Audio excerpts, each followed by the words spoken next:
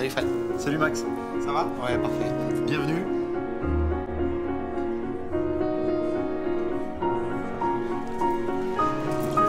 Bonjour.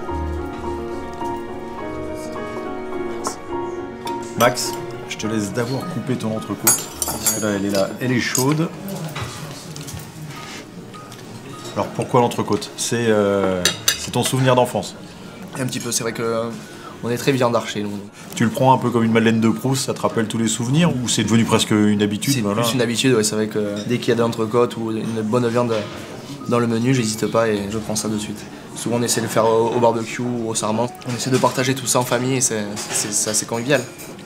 Le rugby est devenu professionnel, t'avais pas encore 10 ans, mais t'es devenu un rugbyman qui n'a connu entre guillemets que le professionnalisme. Tu te serais épanoui, tu penses, dans le rugby d'avant? Quand on est jeune, on le voit pas de cet œil-là, enfin on s'imaginait pas professionnel direct, on jouait pour se faire plaisir et comme avant. Toi, le début du rugby pro chez toi, du côté de Bordeaux, c'était important? Ouais, j'ai la chance de découvrir le monde professionnel dans mon club un peu de toujours, enfin au Stade Bordelais et après à Bègles. Tout le monde rêve un jour d'éclore un peu dans son club de cœur. Moi c'est ce qui est arrivé, donc forcément ça reste un très bon souvenir. En catégorie jeune, j'étais pas le meilleur. Dans les équipes de France jeune, j'étais pas souvent. Peut-être ça m'a forgé peut-être un caractère de vouloir toujours me battre et de voir les autres joueurs de mon âge évoluer à Marcoussis, ça donne envie. C'est pour ça que je me suis peut-être un peu plus entraîné ou je sais pas, avoir envie de cette volonté d'être comme eux. Et après, une fois que c'est arrivé, t'es devenu un petit merdeux. Je te cite, c'est toi qui l'as dit. Ouais, peut-être. J'acceptais aucune remarque, c'est vrai que c'était jamais de ma faute. Et ça, je m'en rendais compte. C'était souvent le oui, mais c'est pas ma faute, c'est la faute de l'autre. Et le fait peut-être d'arriver après à Agen et d'être un peu plus dans le dur, un peu plus de connaître personne, d'être un peu dans l'anonymat complet. Et peut-être ça m'a fait me remettre en question. Et c'est vraiment ces entraîneurs. Lança et Delou? Ouais, les deux. Avec eux, ça passait pas. Et ils me reprenaient souvent. Ils m'appelaient oui, mais voilà, c'est vrai que c'était dur à accepter quand même, d'un côté.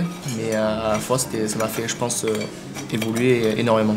Et donc tu montes à Paris, Bordeaux, Agen, Paris, le Racing, c'est deux révolutions en même temps ou pas? Ouais, forcément. Je pense parce que du côté de la vie de tous les jours, comparé à Agen et Paris, c'est vraiment l'opposé. Le style de vie d'Agen me manque un peu de temps en temps parce que c'est vrai que c'est un rythme de vie beaucoup plus cool où on a le temps de faire les choses, on a le temps de faire la sieste, que je n'ai pas souvent le temps de faire à Paris.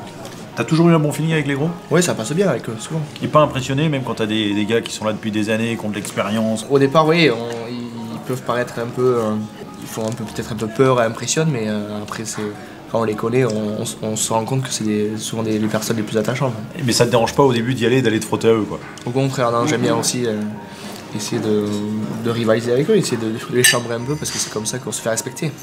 Puis après, ils te protègent sur le terrain. C'est un peu le but. Ça...